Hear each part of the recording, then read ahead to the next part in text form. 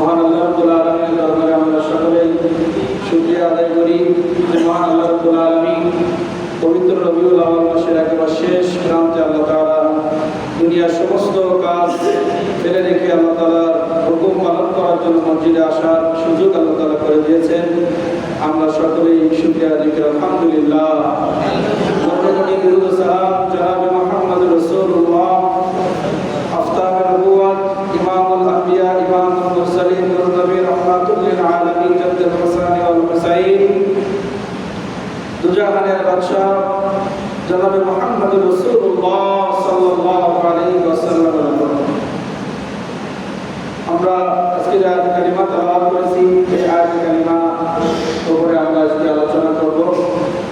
আজকে আমরা যে বিষয় আলোচনা করব বিষয়টি হচ্ছে রাসূল করিম সাল্লাল্লাহু আলাইহি ওয়াসাল্লামের মর্যাদা আল্লাহ তাআলা কেমন দান করেছেন। কুরআনুল কারীমের মধ্যে আল্লাহ তাআলা রাসূল করিম সাল্লাল্লাহু আলাইহি ওয়াসাল্লামের সম্মান কিভাবে করেছেন এই সম্পর্কে আমরা কিছু আলোচনা করার চেষ্টা করব। রাসূল করিম সাল্লাল্লাহু আলাইহি ওয়াসাল্লামের আলোচনা কোরআন মাজিদে 6666 আয়াতের মধ্যে আল্লাহ তাআলা কমপক্ষে 1400 জায়গায় রাসূল করিম সাল্লাল্লাহু আলাইহি ওয়াসাল্লামের সম্পর্কে আল্লাহ তাআলা আলোচনা করেছেন। নামাজের ব্যাপারে আমরা জানি 80 থেকে 82 জায়গায় নামাজের কথা বলা হয়েছে। কোরআনুল কারীমের মধ্যে 20-এর অধিক জিহাদের কথা বলা হয়েছে, নামাজের কথা বলা হয়েছে, হজের কথা বলা হয়েছে, পিতামাতার খেদমতের কথা বলা হয়েছে অল্প অল্প কিছু কিছু জায়গায়। কিন্তু নবী মুহাম্মদ রাসূলুল্লাহ সাল্লাল্লাহু আলাইহি ওয়াসাল্লাম সম্পর্কে 1400 জায়গায় আলোচনা হয়েছে। কয় জায়গায়? 1400 জায়গায় আল্লাহ তাআলা নবী করিম সাল্লাল্লাহু আলাইহি ওয়াসাল্লাম সম্পর্কে আলোচনা করেছেন। যে বিষয়ে আমরা প্রশ্ন করব আমরা আনসার পাবো। তো আমরা আজকে মূলত রাসূল করিম সাল্লাল্লাহু আলাইহি ওয়াসাল্লামের শানে আল্লাহ তাআলা যে আলোচনা করেছেন তার একটা বিষয় 1400-এর মধ্যে একটা আয়াতের উপরে আমরা আলোচনা করার চেষ্টা করব। রাসূল করিম সাল্লাল্লাহু আলাইহি ওয়াসাল্লামের রিসালাতের উপরে ওনার মর্যাদার উপরে আল্লাহ তাআলা সূরা আলাম নাশরাহ যেটা আমরা নামাজের মধ্যে পড়ি ইনশিকাক বলা হয়, এই আয়াতের মধ্যে এই সূরার মধ্যে আল্লাহ তাআলা একটি আয়াতে কারিমা দিয়েছেন ওয়ারফা'না লাকা যিকরাক। এই ওয়ারফা'না লাকা যিকরাক আল্লাহ তাআলা রাসূল করিম সাল্লাল্লাহু আলাইহি ওয়াসাল্লামের শানে নাযিল করেছেন। এই আয়াতের ব্যাখ্যা বোঝার জন্য আল্লাহ তাআলা নিজেই বলেছেন ইদা যুকিরতু যুকিরতা মাই, ইদা যখন যুকিরতু যুকিরতা মাই। রাসূল করিম সাল্লাল্লাহু আলাইহি ওয়াসাল্লামের আল্লাহ তাআলা আসমান থেকে বলছে হে রাসূল যখন, ইদা মানে যখন, যুকিরতু যুকিরতা মাই আমি আল্লাহ জিকির যখন পৃথিবীর জমিনে হবে সঙ্গে সঙ্গে আপনার জিকিরও হবে, আমি এমন করে আপনাকে পাঠিয়েছি।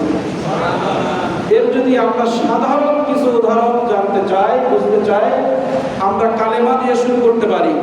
কালেমার মধ্যে লা ইলাহা ইল্লাল্লাহ এই কালেমা যখন আমরা পড়ি সাথে মুহাম্মদুর রাসূলুল্লাহ সাল্লাল্লাহু আলাইহি ওয়াসাল্লাম আমাদের পড়া লাগে।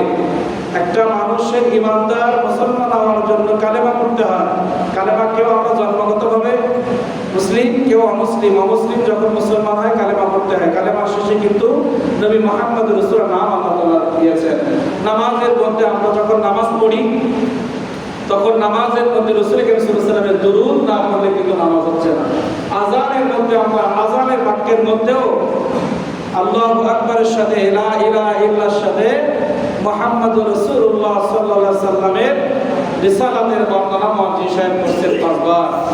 তাহলে যেখানে আমরা আল্লাহর জন্য আল্লাহ তাআলা বলেছে ইদা যুকিরতু যুকিরতা মাই, ইদা যুকিরতু যুকিরতা মাই, এরা আল্লাহ তাআলা বললেন আমার জিকির পৃথিবীর জমিনে যেখানেই হবে সেখানে আমার নবীর জিকির হবে। আমার নবীর জিকির ছাড়া আমার জিকির চলে না। এজন্য নামাজের মধ্যে আল্লাহ তাআলা রাসূলের স্মরণ করে দিলেন, আযানের মধ্যে করে দিলেন, কালেমার মধ্যে করে দিলেন। আমরা যে নামাজ কায়েম করব নামাজের মধ্যে অগণিত শুধু দাঁড়িয়ে যে আমরা নামাজ আদায় করি এর মধ্যে 11টা সুন্নাত আছে। আর কত উঠাবেন, কোথায় বাঁধবেন, আপনার নজরটা কোথায় থাকবে, এইভাবে 11টা সুন্নাত আপনি সামনে তাকাবেন, আপনি ডাইনে পারবেন না, বামে পারবেন না, সামনে পারবেন না, যেখানে কপাল টেকাতে হয় ঠিক ওইখানে আপনার নজরটা রাখতে হয়। যখন আমরা দাঁড়াই, কোথায়? যখন আমরা দাঁড়াই তখন নজরটা কোথায় থাকে? এটাকে আল্লাহ আসমান থেকে আমাদের বলেছে না, নবী মুহাম্মদ রাসূলুল্লাহ সাল্লাল্লাহু আলাইহি ওয়াসাল্লাম আমাদের এভাবে শিক্ষা দিয়েছেন, যখন তোমরা দাঁড়াবা তোমার নজরটা কিবলার কাছে থাকবে, যখন রুকুতে যাবা তোমার নজরটা তোমার মাথার বরাবর সোজা এই মাথা যেখানে যাবে সেখানে নজরটা দুই পায়ের এই মাঝ বরাবর এখানে তোমার নজরটা থাকবে। হাতটা এখানে ওঠাবা, এইভাবে বাঁধবা, তিনটা এই আঙুল দিয়ে শিকল করে এই তিনটা আঙুল এখানে বাঁধবা। তো বৃহৎ আলোচনা করেছেন। শুধু দাঁড়ানোর মধ্যে 11টা সুন্নত আছে, 25টার উপরে সুন্নত আছে নামাজের উপরে, যেটা আমাদের অবশ্যই প্রয়োজন, যেটা ছাড়া নামাজের ত্রুটি হয়ে যায়। তার মধ্যে শুধু দাঁড়ানো অবস্থায় 11টা সুন্নত। এই যে সুন্নতগুলো আমরা পালন করি, আমরা যখন রুকুতে যাই তখন মাজা সোজা রাখতে হয়, দুই সেজদার মাঝখানে পিঠটা সোজা রাখতে হয়। মাজা ব্যাকা তাদের ভিন্ন, কিন্তু পিঠ সোজা রাখতে হয়। সোজা 3 সেকেন্ড পরিমাণ কমপক্ষে ওখানে আমাদের তাসবিহ পড়তে হয়। তো এই সুন্নতগুলো, এগুলো তো ফরজ না। রুকুতে গিয়ে 3 বার তাসবিহ পড়ি, তারপরে সেজদায় গিয়ে পড়ি, এগুলো সব রাসূল সাল্লাল্লাহু আলাইহি ওয়াসাল্লামের সুন্নাত। এজন্য একটা শের পড়ে দেখবেন, যারা মানে রাসূল সাল্লাল্লাহু আলাইহি ওয়াসাল্লামের সম্মানে অনেক শের আছে। তো আমাদের এখন বর্তমানে একটা শের দেখবেন, এই নামাজ সম্পর্কে বলে যে নামাজের ভিতর কাউকে সালাম দেওয়া যায় না, নামাজের ভিতর কাউকে সালাম দেওয়া যায় না, নবীজিকে সালাম না দিলে নামাজ তো ভাই হয় না। নামাজের মধ্যে রাসূল সাল্লাল্লাহু আলাইহি ওয়াসাল্লামের উপরে সালাম না দিলে, ইয়া আইয়ুহান নবী আত-তাহিয়াতু লিল্লাহি ওয়া সালাওয়াতু ওয়া তাইয়্যিবাতু ওয়া আসসালামু আলাইকা ইয়া আইয়ুহান নবী আসসালামু আলাইকা আলাইনা ওয়া আলা ইবাদিল্লাহি সালিহিন। এই সালামটা আতায়াত কি ওয়াজিব না? এই আতায়াত না পড়ে তার নামাজ পড়া কি হয়ে যাবে? বাতিল হয়ে যাবে, যদি সরসিজদা শেষে না দেয়। সরসিজদা দিলে তো নামাজটা কোনো রকম হতে পারে, কিন্তু 14টা ওয়াজিবের মধ্যে আতায়াত পড়াটা কি আমাদের জন্য বাধ্যতামূলক। তা নামাজের মধ্যে রাসূল সাল্লাল্লাহু আলাইহি ওয়াসাল্লামের সালাম আমাদের দিতে হয়। এজন্য আল্লাহ তাআলা বললেন, ইদা যুকিরতু যুকিরনা মা'i, আমি আল্লাহ পৃথিবীর জমিনে যেখানেই আমার জিকির সেখানে আমার নবীর জিকির। এবার রাসূল সাল্লাল্লাহু আলাইহি ওয়াসাল্লাম নিজেই বললেন, মান যাকারানি যাকারাল্লাহ, মান যে ব্যক্তি যাকারানি, আমি রাসূল করিম সাল্লাল্লাহু আলাইহি ওয়াসাল্লাম আমার জিকির করলো, যাকারাল্লাহ, আমার জিকির করার মাধ্যমে আল্লাহর জিকির হয়ে যায়। আমি নবী আমার জিকিরের মাধ্যমে আল্লাহ, জিকির মানে স্মরণ। কেউ যখন আমি নবী মুহাম্মদ রাসূলুল্লাহ সাল্লাল্লাহু আলাইহি ওয়াসাল্লামকে স্মরণ করে, ওই স্মরণের মাধ্যমে আল্লাহকেও স্মরণ হয়ে যায়। তো আল্লাহ তাআলা বলেন, রাফা'না লাকা যিকরাক, হে নবী আমি আপনার ইজ্জত, আপনার সম্মান, আপনার মর্যাদা, আপনার নাম, আপনার স্মরণ, আপনার জিকির, আপনার দরুদ, আপনার মর্যাদাকে আমি আরশ চুম্বি করেছি। এই আরশের ব্যাখ্যা একটু পরে আসছে, যখন কুরআনুল আযীমের তাফসীর করব, ব্যাখ্যা করব, তখন আরশের কথা আসবে। তো এই যে আল্লাহ তাআলা বললেন, আমি আপনার সম্মান, শান, মর্যাদাকে আরশ চুম্বি করেছি। এখন বলেন, আল্লাহর আরশের উপরে আর কিছু আছে? পৃথিবীর সবার নেতৃত্ব, কর্তৃত্ব, কথা বলা সব কিছু এই জমিনের মধ্যে, মাতব্বরির উপরে চলবে না। আমাদের মাথার উপরে গিয়ে কোনো মাতব্বরি কেউ করতে পারবে না, যত যা কিছু এই জমিনে। তা আল্লাহ তাআলা বলছেন, আপনার মর্যাদা আরশ চুম্বি। কি চুম্বি? আরশ চুম্বি। তা আল্লাহ তাআলা এই আয়াত দিয়ে বোঝাতে চেয়েছেন, আমি আল্লাহ আমার পরে পৃথিবীর জমিনে সবথেকে সম্মান, মর্যাদা, ইজ্জত আমি আমার নবী মুহাম্মদ রাসূলুল্লাহ সাল্লাল্লাহু আলাইহি ওয়াসাল্লামকে দিয়েছি। যে একটা আয়াত দিয়ে আল্লাহ তাআলা বুঝিয়ে দিয়েছেন। ইমাম ফখরুদ্দিন রাজি, যিনি তাফসীর লিখেছেন, অগণিত তাফসীর লিখেছেন, যেটা অনার্সে যারা পড়ে, কোরআন মাজিদ দিয়ে যারা তাফসীর পড়ে, আমাদেরকে পড়া রাখছে ফখরুদ্দিন রাজি, ইবনে কাসির, জালালউদ্দিন সুয়ুতি সহ, ইবনে কাশশাফ সহ কমপক্ষে 15 থেকে 20টা তাফসীর আমাদের এই 4 বছর কোর্সের মধ্যে পড়ানো হয়েছে। আরো অনেক আছে, শুধু বোঝানোর জন্য কমপক্ষে 20টা তাফসীর, 15 থেকে 20 আইটেমের তাফসীর আমাদের ক্লাসে উস্তাদরা পড়াইছে। তার মধ্যে ফখরুদ্দিন রাজি একজন মুফাসসির। এই ফখরুদ্দিন রাজি উনি বলতেছেন ইয়াকা নাবুদু, এই ইয়াকা নাবুদু কিন্তু একটি আয়াত, ইয়াকা নাবুদু একটা বাক্য, কিন্তু ওখানে শব্দ দুইটা, ইয়াকা আর নাবুদু দুইটা শব্দ, কিন্তু বাক্য একটা, আয়াত একটা। ফখরুদ্দিন রাজি উনি ইয়াকা নাবুদু এমন একটি আয়াত, আমরা আপনার ইবাদত করি, আর করি আমরা বলতেছি আল্লাহ তোমার ইবাদত করি। এই যে আল্লাহ ছাড়া কারো ইবাদত করা যায় না, এই আয়াতের কারিমার ব্যাখ্যা তাফসীর লিখতে লিখতে লিখতে লিখতে উনি সর্বশেষ ব্যাখ্যা দিয়েছেন একটা এমন একটি আয়াত, পৃথিবীর জমিনে এমন কোন মুফাসসির নাই যে আয়াতের ব্যাখ্যা লিখে শেষ করতে পারবে। এত ব্যাখ্যা আল্লাহ তাআলা এই একটা আয়াতের মধ্যে, দুইটা শব্দের মধ্যে দিয়েছেন। আর আয়াত তো ৬৬৬৬, অত সহজে বোঝা সম্ভব নয়। সেই আল্লাহ তাআলা ইরশাদ করেছেন সূরা কলমের মধ্যে, নবী করিম সাল্লাল্লাহু আলাইহি ওয়াসাল্লামের ইজ্জত দিতে গিয়ে, সম্মান বোঝাতে গিয়ে, রিসালাত বোঝাতে গিয়ে, নবী করিম সাল্লাল্লাহু আলাইহি ওয়াসাল্লাম আখলাক বোঝাতে গিয়ে, রাসূল সাল্লাল্লাহু কেমন দামি এটা বোঝাতে গিয়ে আল্লাহ তাআলা বললেন ওয়া ইন্নাকা লাআলা খুলুকিন আযীম। সুবহানাল্লাহ বলেন। আল্লাহ তাআলা বলেন ওয়া ইন্নাকা লাআলা খুলুকিন আযীম, আমি পৃথিবীর মধ্যে সব থেকে উত্তম আখলাক, চরিত্র এবং উত্তম মর্যাদা দিয়ে পৃথিবীর জমিনে আমি আপনাকে সৃষ্টি করেছি। এই কথা, এই বাক্য কোন নবীকে আল্লাহ তাআলা বলে নাই, কিন্তু নবী মুহাম্মদুর রাসূলুল্লাহকে আল্লাহ তাআলা বললেন ওয়া ইন্নাকা লাআলা খুলুকিন আযীম। একটু সুবহানাল্লাহ আলহামদুলিল্লাহ মাঝে মধ্যে বলবেন, তাহলে বোঝা যাবে আপনারা বুঝতেছেন। তাহলে আল্লাহ তাআলা এখানে একটা শব্দ বলেছেন, আখলাক মানে চরিত্র বোঝাইছে। ওয়া ইন্নাকা লাআলা, আলা মানে উপরে, সব থেকে উপরে বোঝানোর জন্য আলা শব্দ ব্যবহার। আলা মানে কি? উপরে, উচ্চ। ওয়া ইন্নাকা অবশ্যই, নিশ্চয়ই, কা মানে আপনার, কা মানে আপনার, গ্রামাটিক্যাল, কা কুমা কুম, হুয়া হুমা হুম, এগুলো উচ্চ ব্যক্তিকে বোঝানো হয়। একটা কা দিয়ে একটা জাতিকে বোঝানো হয়, কারণ কোরআন মাজিদ তো গ্রামাটিক্যাল ভাবে আল্লাহ তাআলা নাযিল করেছেন। প্রত্যেকটা শব্দের ব্যাখ্যা করতে গেলে কোরআন মাজিদ সাগরের মতো হয়ে যেত। একটা ছোট্ট করেছেন, এর ব্যাখ্যা অনেক। তো এই কোন ব্যক্তিকে, কোন গোষ্ঠীকে, কোন জাতিকে অনেক সময় হুম দ্বারা বোঝাইছে, কি দ্বারা? হামিম পেশ হুম, কোন সময় শুধু হা পেশ হু দিয়ে বোঝাইছেন, হা উল্টা পেশ হু দিয়ে একটা জাতিকে বোঝাই দিয়েছেন, হা উল্টা পেশ হু দিয়ে আল্লাহকে বোঝাই দিয়েছেন। কুল হুয়াল্লাহু আহাদ, আল্লাহর সমস্ত পরিচিতি হুয়া দিয়ে বোঝাই দিয়েছেন। তা আল্লাহ তাআলা কোন সময় কাউকে কা দিয়ে বোঝাইছে, কি দিয়ে? গ্রামার না জানলে কার অর্থ বুঝবো না।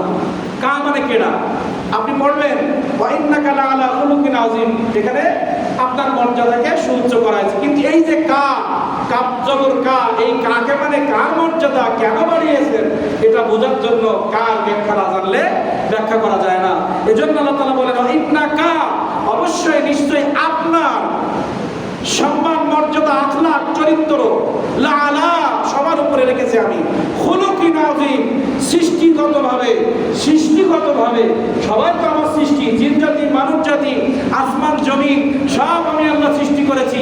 এই সৃষ্টির মধ্যে আপনার সৃষ্টিটাকে আমি স্পেশাল ভাবে সৃষ্টি করেছি। কিভাবে? স্পেশাল ভাবে। খুলুকিন আযীম, মহান চরিত্রের অধিকারী করে, মহান ব্যক্তি করে, উচ্চ মর্যাদাশীল করে, উত্তম চরিত্রের অধিকারী করে, যে চরিত্রের কাছে কেউ আসতে পারবে না, এমন একটা সিল মারা চরিত্র দিয়ে আমি পৃথিবীর জমিনে আপনাকে প্রেরণ করেছি।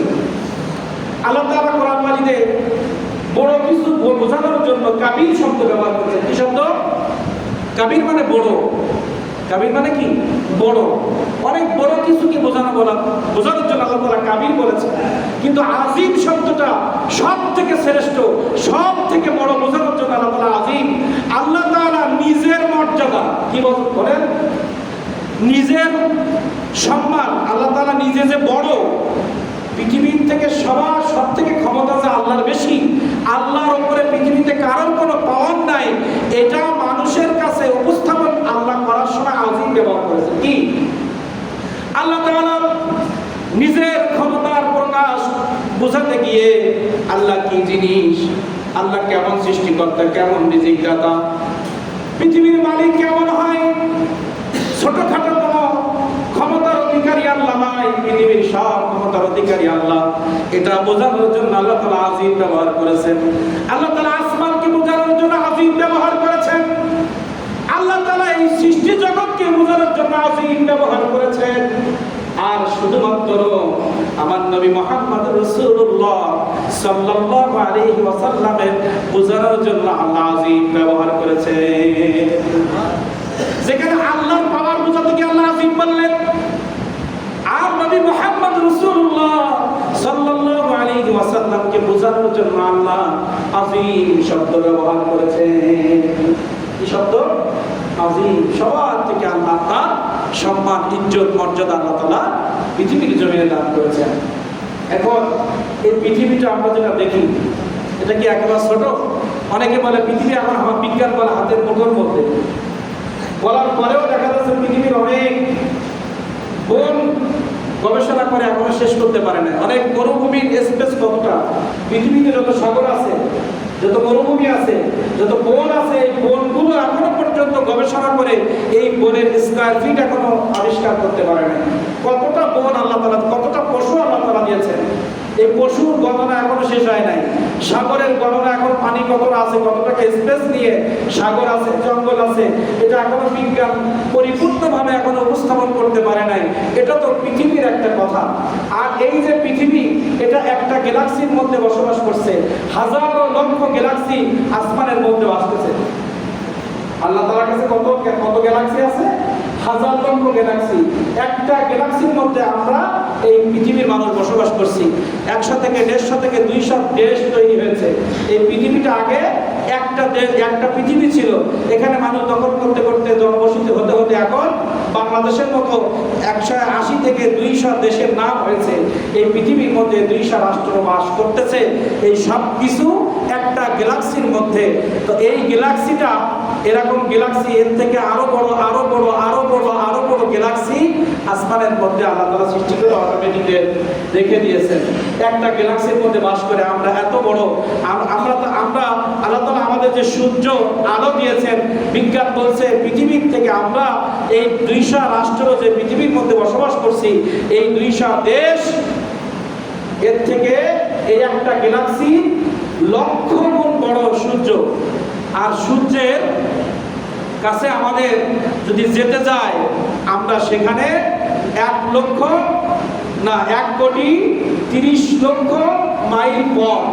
এবং এই যে সূর্য, আজিম শব্দ বোঝানোর জন্য বলছি, রাসূল সাল্লাল্লাহু আলাইহি ওয়াসাল্লাম আল্লাহ তাআলার কাছে যে মেরাজে গিয়েছিলেন, যে বোরাকে এক কদমের মধ্যে মেরাজ করলেন, সেটা আজিমে।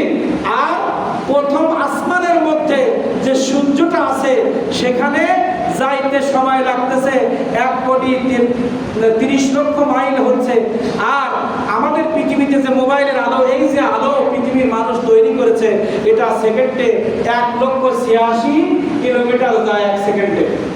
তার 500 বছর যদি প্রথম আসমানের কথা যেটা হাদিসে মুবারাকে আছে, এখানে যদি এই বিদ্যুৎ দিয়ে আমরা যেতে চাই, তাহলে কোটি কোটি বছর লেগে যাবে। বারকুন মানে বিদ্যুৎ, বারকুন মানে এই যে আমরা বিদ্যুৎ ব্যবহার করছি, এটা আরবিতে বারকুন বলে।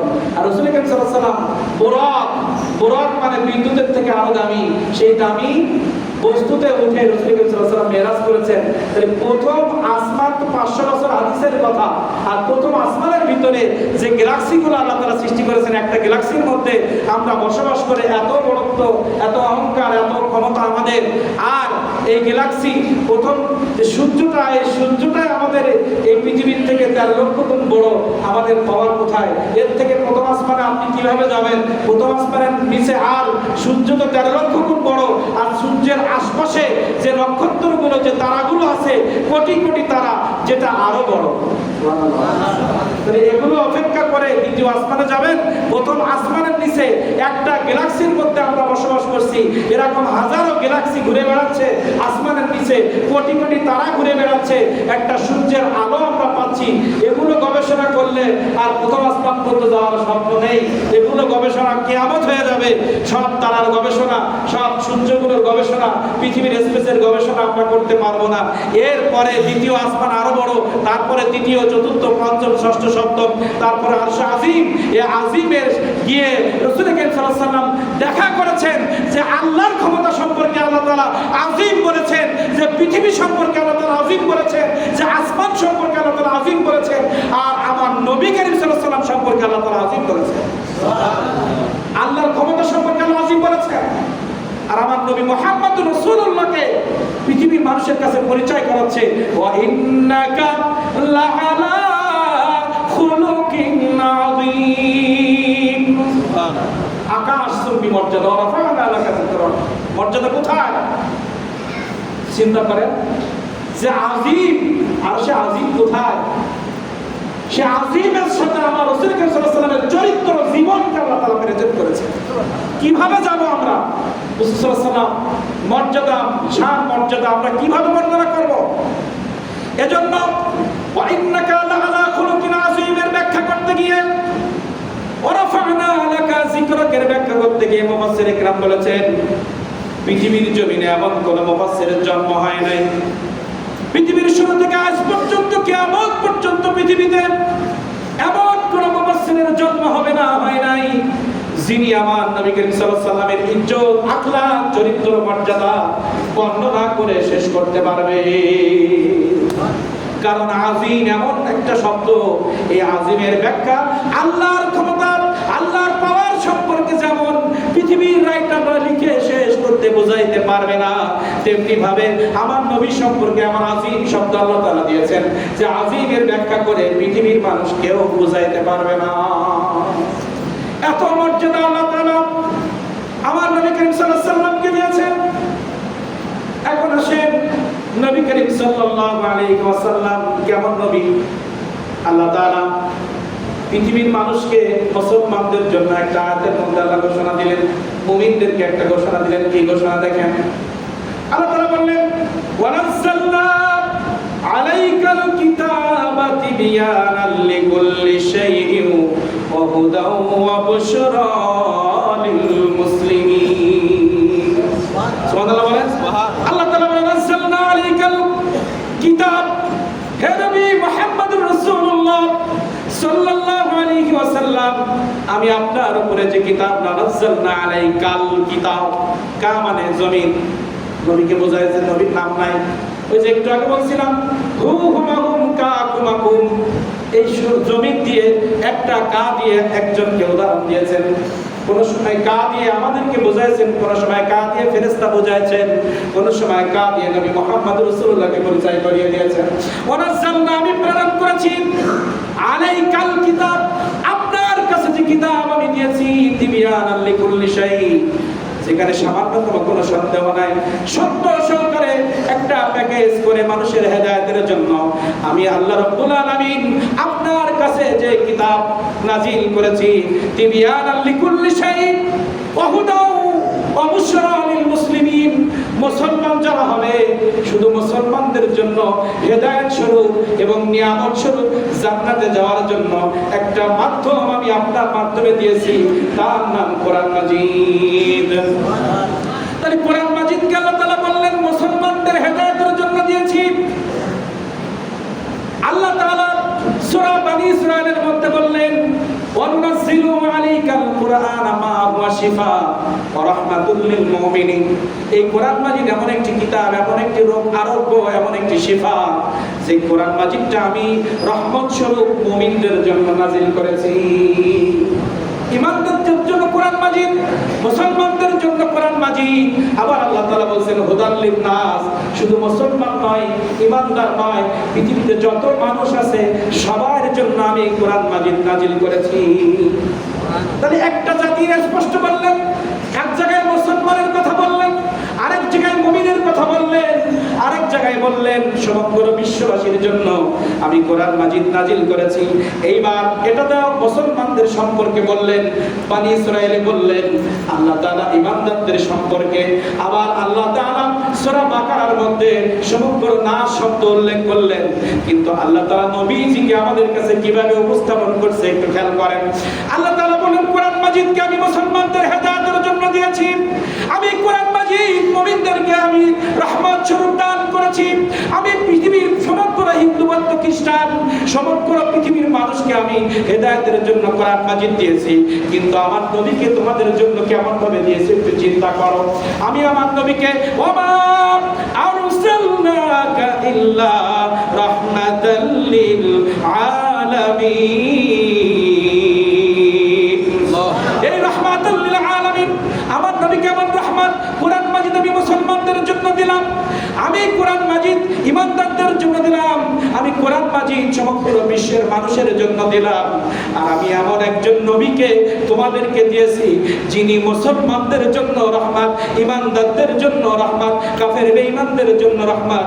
আলামিন মানে আসমানে যারা আছে, জমিনের মধ্যে যারা আছে।